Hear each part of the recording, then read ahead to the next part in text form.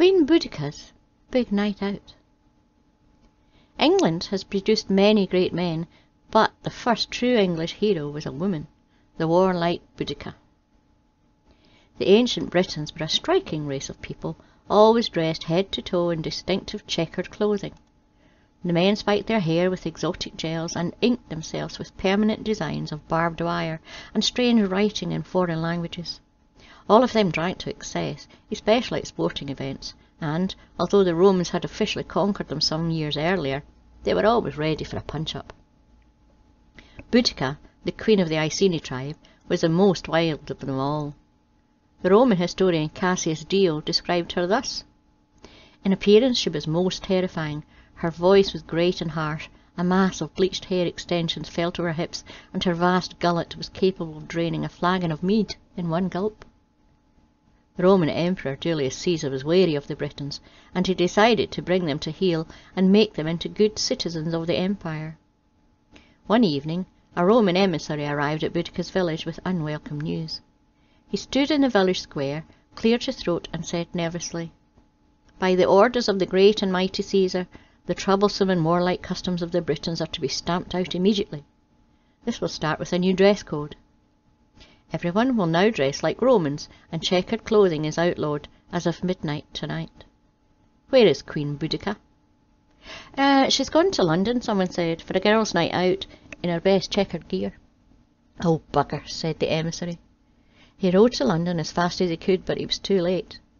Boadicea and a large contingent of ladies had already disembarked from their chariots at King's Cross, dressed in full checkered regalia, and were heading for the West End, tavern by tavern. At midnight, the girls arrived at their first nightclub. Boadicea had consumed 8 pints of watermelon-flavoured mead, and was not amused when the Roman centurion on the door blocked her way with his arms crossed. "Haven't you heard, love?" he said. "Checkered gear is now banned. Orders of the Emperor."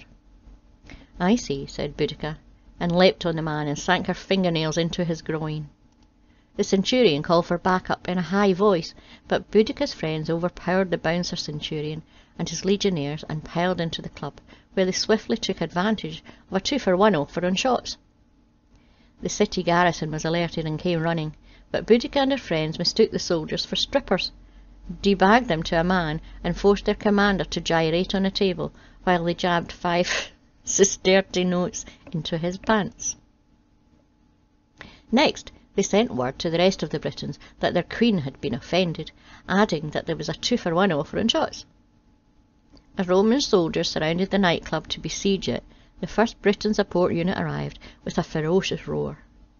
Wielding swords, axes, bottles, and road signs, they piled through the soldiers and rushed the doors of the nightclub without even pretending to form a line, drank the bar dry of 2-for-1 shots, and then poured outside again to paint the town red. More and more Britons turned up, all of them bent on pillage, looting, massacre, and pulling. "It was the most terrible spectacle ever witnessed," wrote Cassius Dio. "The Britons massed in the area known as Piccadillium, where they put innocent theatre-goers to the sword, burnt refreshment stands, threw bricks at soldiers of the Emperor, copulated in the gardens of temples, and placed a traffic marker on the head of the great statue of Caesar. When a legionary demanded they remove it, they beheaded him and pelted the corpse with kebabs. A great slaughter ensued, with thousands massacred. I myself was placed in a dustbin and rolled almost into the Thames, narrowly escaping with my life." In the middle of the chaos was Boadicea, wrestling with 3 burly legionnaires who were trying to restrain her. "I am fighting for my lost freedom," she yelled, "for my outlawed checkered hat, and because I'm drunk." Shrieking wildly, she punched all 3 legionnaires unconscious and staggered away to find a kebab. By now the city was in flames, and London's citizens were fleeing. Boadicea found a kebab shop, kicked the doors in, and forced the terrified owner to make her the biggest kebab ever with extra chilli sauce and chips on top. Then she wandered down to the Thames to eat it and watch the city burn. This act was to prove her undoing. When the great roar of victory finally went up from the Britons, Boadicea sprang up and lost her grip on the kebab. In trying to catch it, she lost her balance and fell into the Thames. Her heavy gold clown chain around her neck and billowing checkered tribal outfit dragged her to the bottom of the river, where she remains to this day. Nothing was seen of Boadicea again, apart from a solitary checkered baseball cap that floated unknown down the Thames the next day. However, her vengeful spirit is said to dwell in Soho, occasionally mugging Italian students. The end.